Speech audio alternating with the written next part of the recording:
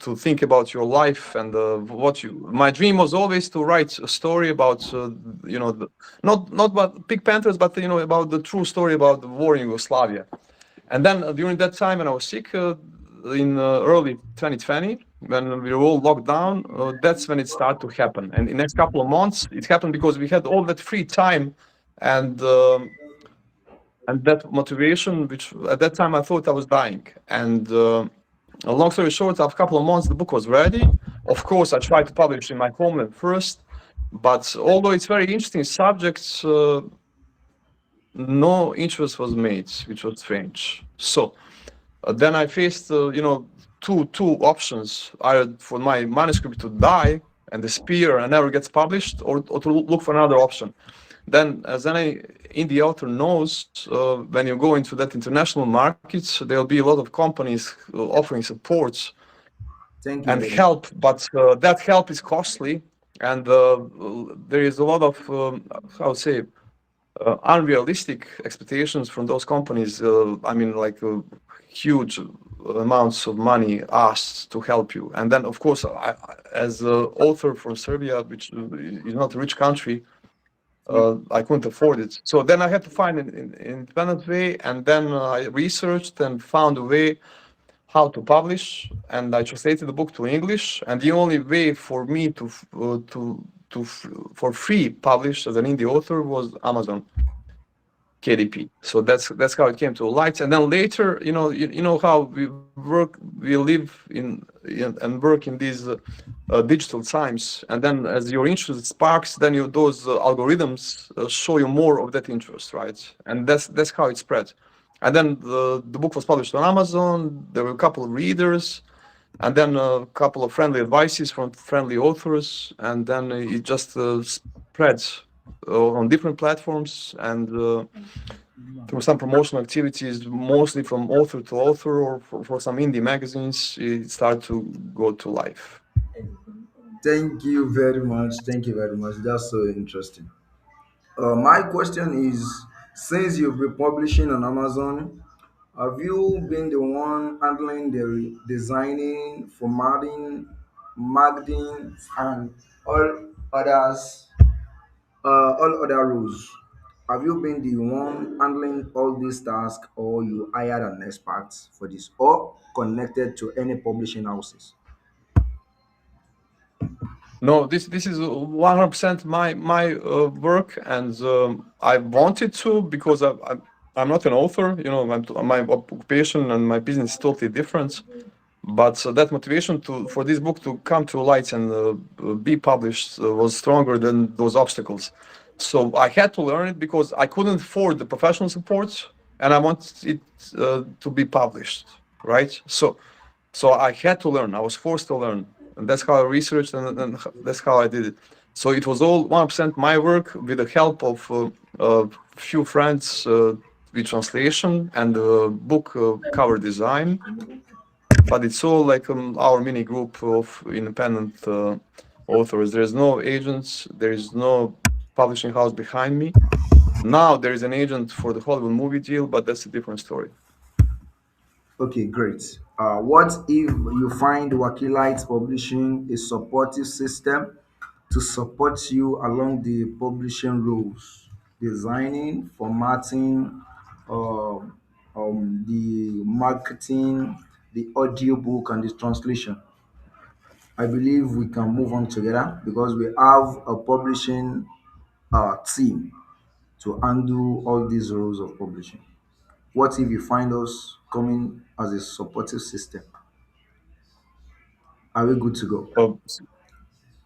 Uh, yeah, but so for any indie author, any kind of support at beginning is very important. So if at that time I had to do it all alone.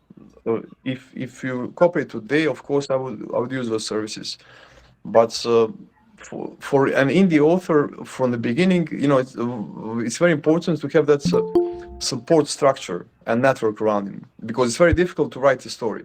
I Because understand. from your basic idea for it to become a book, and I really, through the wars and my life was pretty interesting. I faced some difficult circumstances, but this was one of top three most difficult tasks I ever accomplished, because from that story, even when you have the full story in yourself and you want, that process is very, very difficult and very complex. Yes, I. So that's the support structure first, and then of course going next to the creation of the book, like formatting and publishing and book cover is very important. And then when it's all over, you have a book, and then it goes into the millions and literally billions of other books, and then it's very difficult to survive in that ocean of other books. So then marketing becomes maybe the most important skill and service that author needs.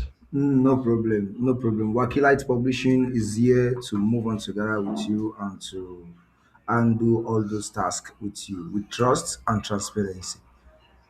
Thank you very much. Let's create a room for the readers. If they have any question, I think you are open to that to answer the questions from readers.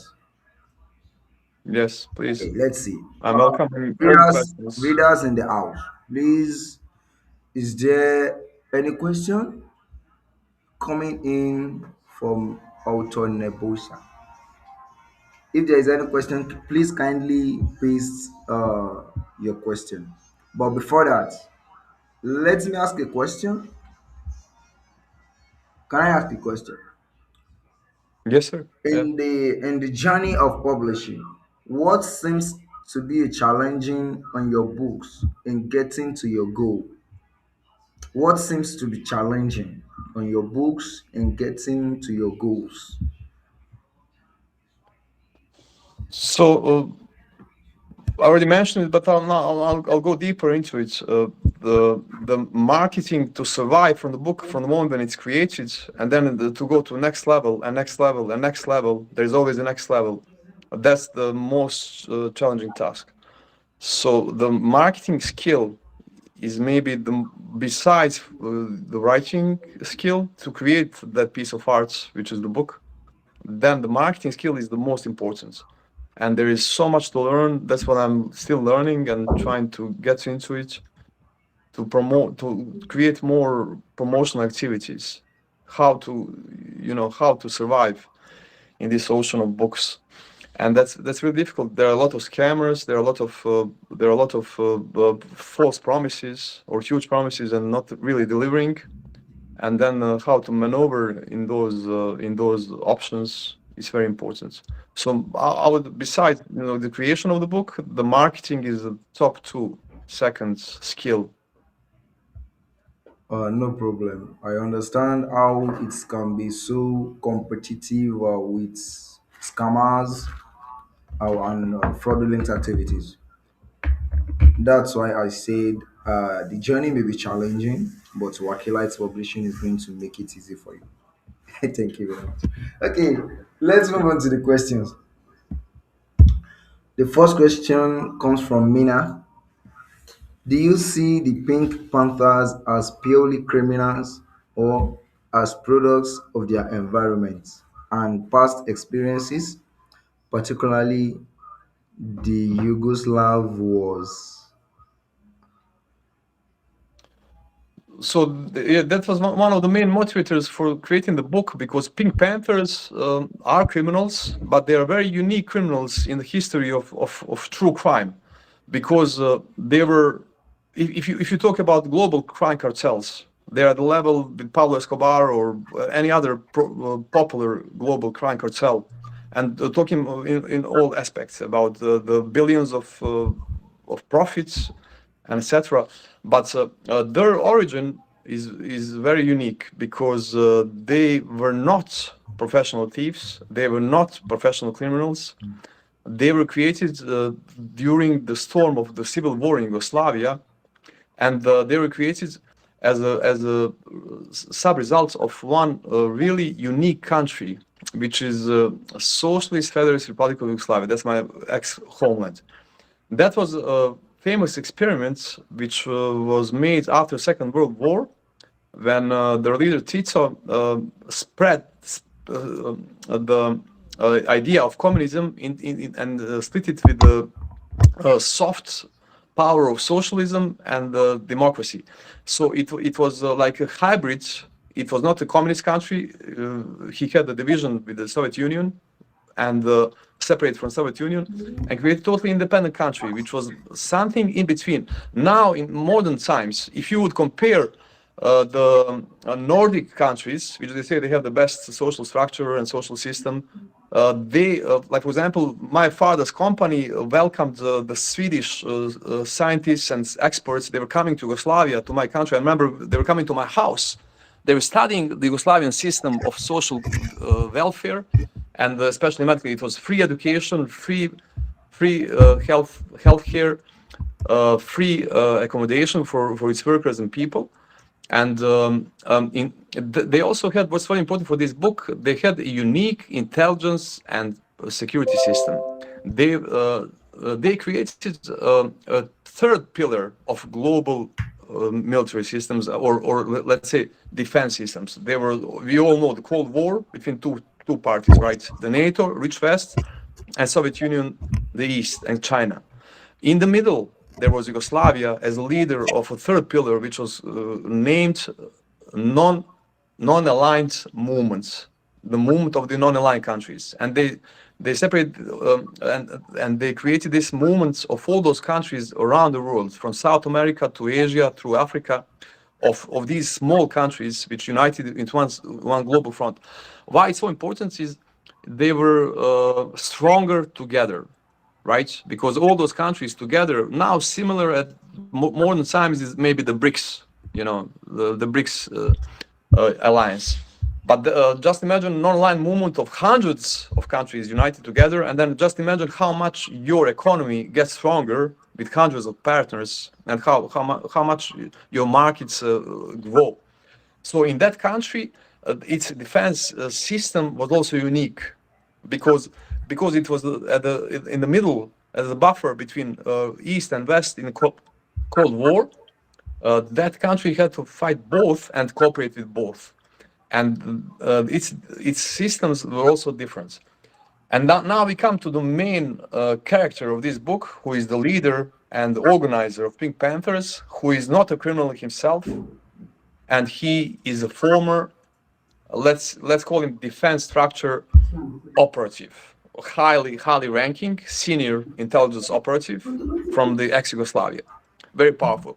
And Yugoslavia had a unique method of recruiting their criminals to do dirty work for Yugoslav defense structures and intelligence agencies.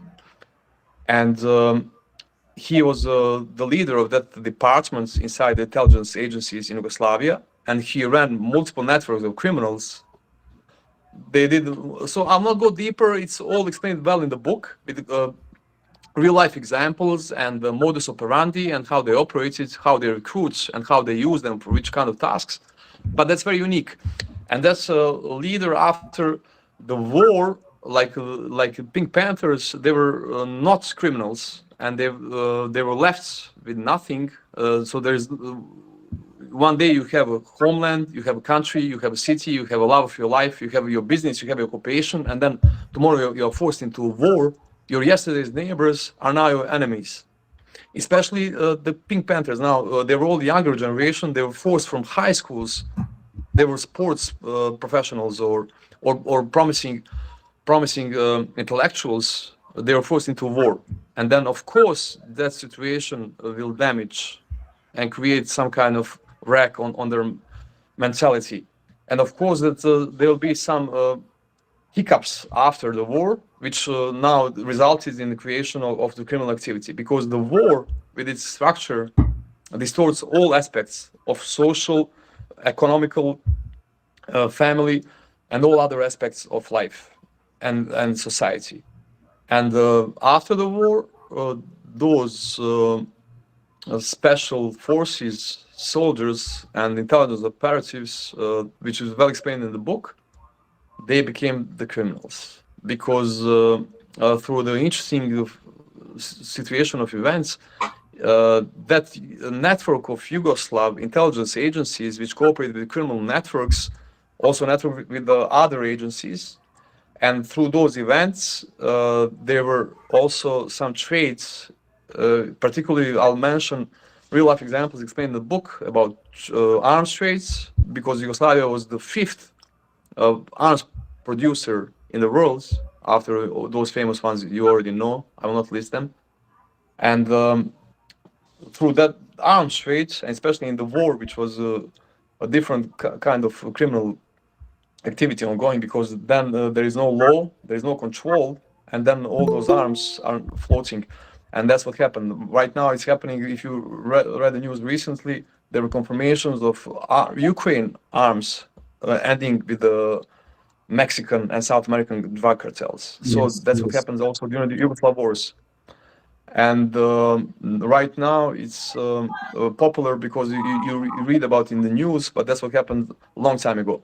And then, of course, when you deal with the South American cartels or agencies, you'll deal with one kind of goods. When you deal with African agencies, the most common resources that they'll be able to trade are diamonds.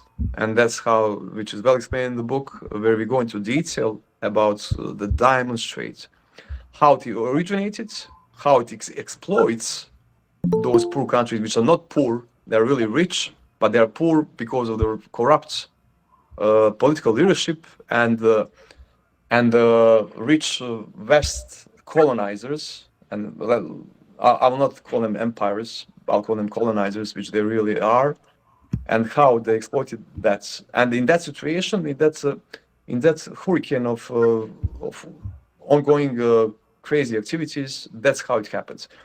The diamonds became one of the businesses, and then it led from one to another event, and then that intelligence operative uh, created this powerful gang.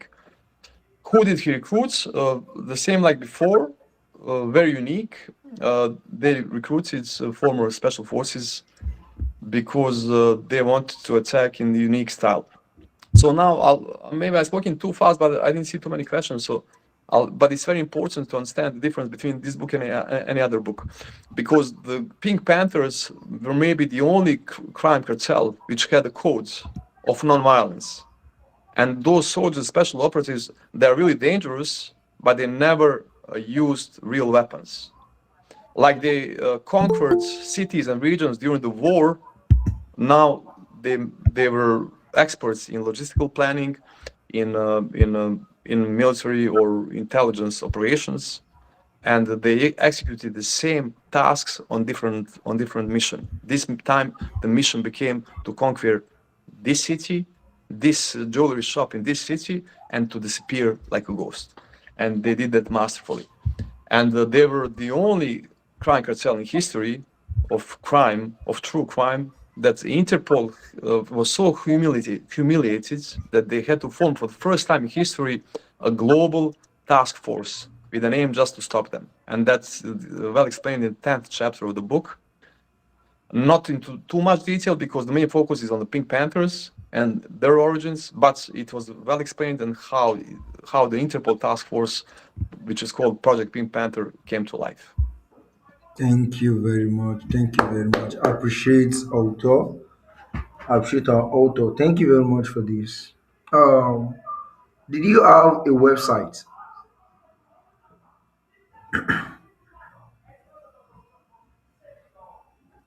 Uh, I mean, Sorry, any more questions? did you have a website for your author page?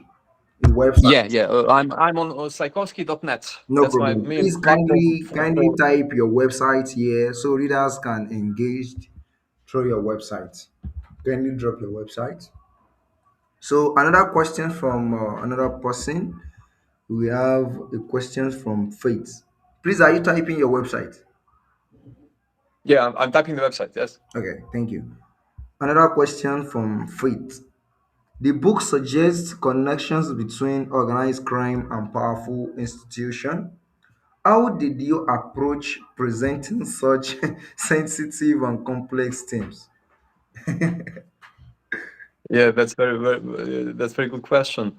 So you need to be careful, right? These are really dangerous people, And although they do have a code of non-violence, of course, if you threaten their existence and their empire, which they made in the meantime, which is explained in the end of the 10th chapter, and is going to be explained more in next books, is they're really powerful. And also that business of diamond trade involves very powerful people and very powerful corporations. And so you need to be careful. So let's say that all the names and all the origins were hidden and distorted to protect the true companies, but the story had to be told. So it's told in a way that everybody's protected, but the true story remains.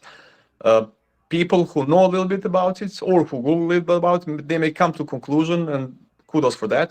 They'll know which corporation is involved, and they'll know. But to explain the whole story, you cannot just focus on kiss kiss bang bang of classical crime thriller.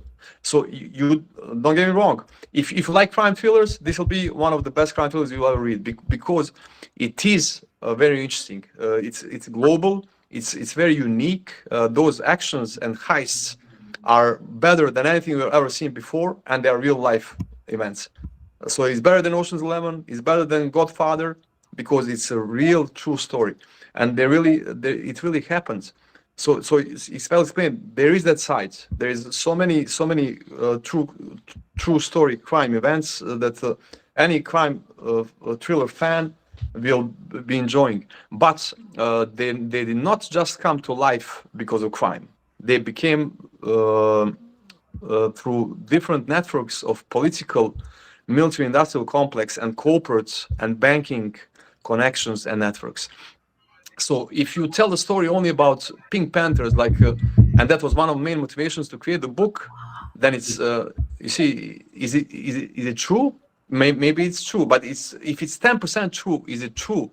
The only way to tell this story is to explain all the aspects through the war, and then through creation of crime networks, which now to be so successful. Then in books this explains there was some insider knowledge from those corporations, and to be successful in that business later, what they moved into, they started this business with a goal, and so you're moving into that business, in diamond business. You must explain how that business functions, and that's also well explained. Of course, the names are different, the countries are different, but people from Africa they'll recognize, which countries we are talking about, although we changed all the names, but the story is there. So everybody is protected, but the story is told. Thank you very much. Thank you very much.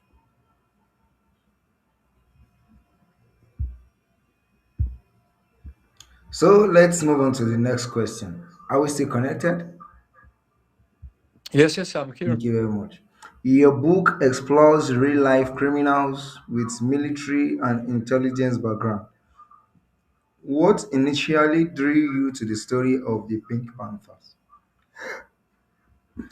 So I mentioned a little bit about my intro. Now I'll expand. So the main motivation was my disease. I was thinking I would die, and there was always, everybody has that life checklist, right? So what you love to do in your life. So because I had an interesting life, none of us chose this life, right? Like I didn't want to wake up one day and as 18-year-old boy to be taken away the ball and given weapons to kill. And later, none of these people did also. None of these, even these intelligence leaders, who their profession was totally different. So the story expanded for all these people through series of events in life, and they had to learn this new skill, and then they had to deliver. And then that new skill, it was you live or you die, to include all of them. And then they later use that skill in the events explained in the book. And then, of course, when you talk about other important parts of the book. It's well explained about the military-industrial complex, how the wars originate, and how they are funded, and how criminal they are. Then the bankers, or I call them banksters, who are maybe. So let's. I mean, I don't want to, because I see there are more questions. I want to cover all the questions. Yes, yes. Let's. So I'll just say shortly. The book title Greatest Thieves does describe the most famous thieves in history, but the greatest thieves in the end of the book will surprise you. They wear those fancy, expensive suits, and you watch them on the news, and you call them so-called elite. The greatest thieves in the world are banksters, politicians, military industrial complex, and corporations. And of course, Wow, nobody's defending the Pink Panthers. wow, They are also. That's why I said at the very beginning they are the anti-heroes. They are not heroes. They are criminals. that's But they massive. were they were so successful because they successfully networked with those other existing groups Wow, that's of incredible. power. So let's move on to the next question. Why writing Pink Panthers, the greatest thieves? What was the most shocking and unexpected discovery you made during your research?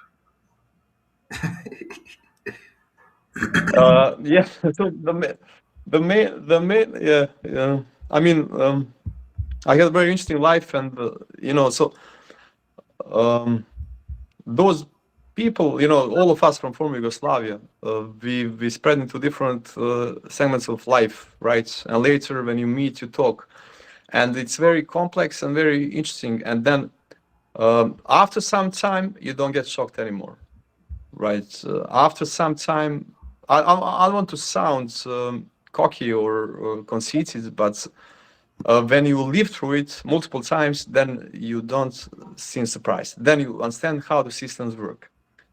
That's why, with the war in Ukraine or now in Iran, I'm not surprised, and I see how it works, and people don't see the basic motivations.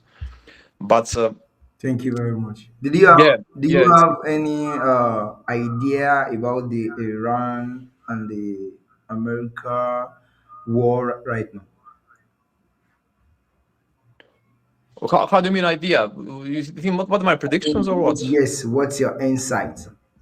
Yeah, In just two yeah, but minutes. I don't want to go over the topic too much. But shortly, it's it's very because I've been in military intelligence during the war. That's how I met some of these people, and the way you plan logistics for any kind of mission, uh, and now the way it was handled negatively surprised me, because if you initiate the conflicts, then I guess you should prepare better, right? If you are the attacker, you should prepare better. I'm not surprised by Iranian defense systems, and I'm surprised by the way how the attackers, which is Israel and US, how they handle it, because I thought they would be better prepared, because what I see in action is not. But I don't want to go too much into topic. I So the understand. main, main takeouts is a very very powerful response from Iran, and it has just started. It's gonna continue, and what's very interesting is that the main motivations. People think that oh the oil goes up. Oh, it's a disaster. It's not a disaster if you plan it all along. And I'll stop along the way, because I don't want to go off the topic. I could talk for hours just about geopolitics or about, but just always follow the money, and just see, is the dollar stronger, and is the demand for petrodollar stronger, and do they get weaker when the oil goes up? So who gets weaker and who suffers? Always us, the common people, Thank right? you. Thank you. But those powerful elites who create these conflicts for profit or other motivations, they'll get more powerful. They are not losing, none of them. Thank you very much. I understand. Thank you for your insights today. I think there is no more questions to ask from our readers. Yeah, I see a comment here in the chat. So I love the way you speak out about African. Yeah, I have many African friends. I've traveled the continent, and I appreciate you guys. And what I mentioned is, but it's sad but true story. You know about the same about my country. None of us will be very poor, but we are poor. You know, we are poor financially, but not spiritually and not historically and not in many other more important aspects. But yeah, I have huge respect for African continents, and that's Thank, why I wrote more in detail. Although some readers complained that it's complex, and you know I can go. I had to tell the whole story, and that story involves also well explained in the book how the African countries are exploited, thank you very and much. it's Thank you very much. We are running out of time. I think we have only one question and we move on to the conclusion. The readers, Michael asked, many readers are fascinated by the sophistication of this heist. What do you think made the Pink Panther so successful compared to other criminal groups? so three factors. I mentioned a little bit now. I will go deeper into it. So their origins and their experience and their skill is different. And then so their original skill merged with this business because sorry.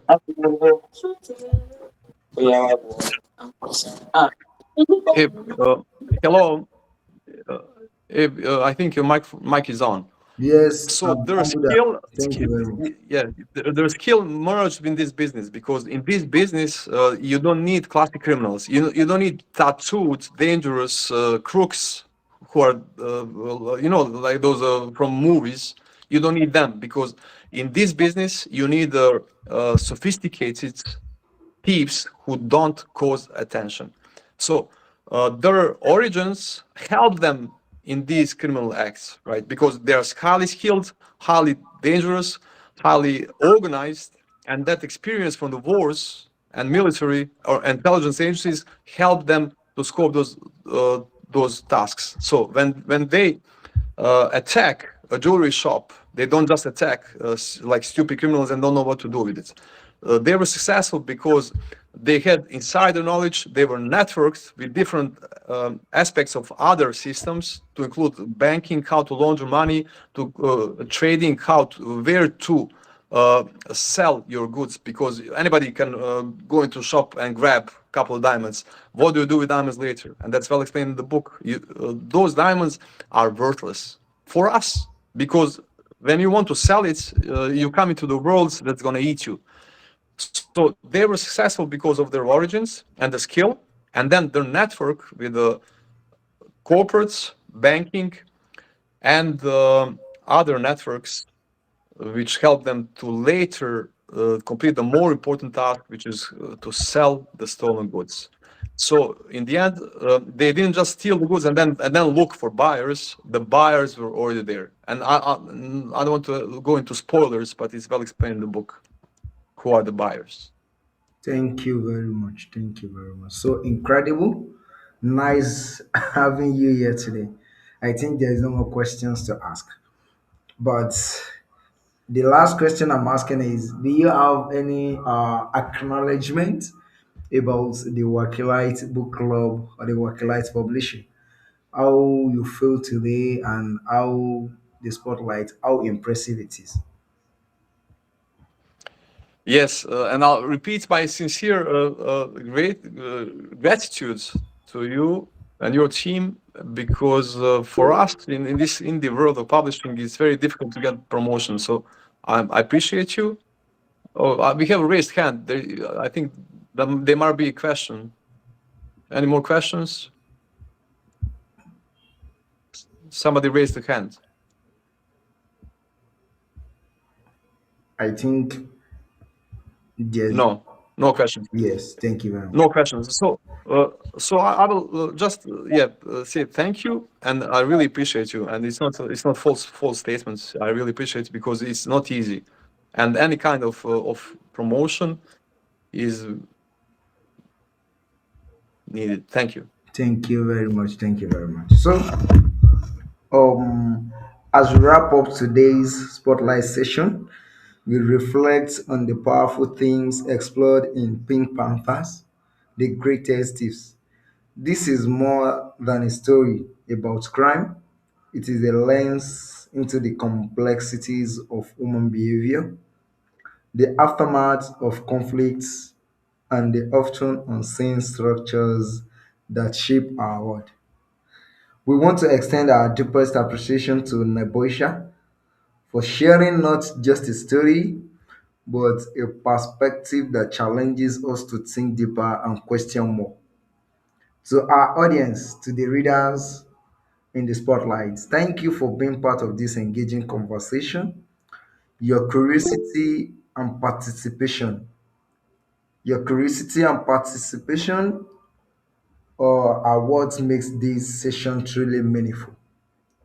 At Wakeelite Book Club, we remain committed to bringing your stories that inspire, provoke thoughts, and broaden horizons. Until our next spotlight, keep reading, readers.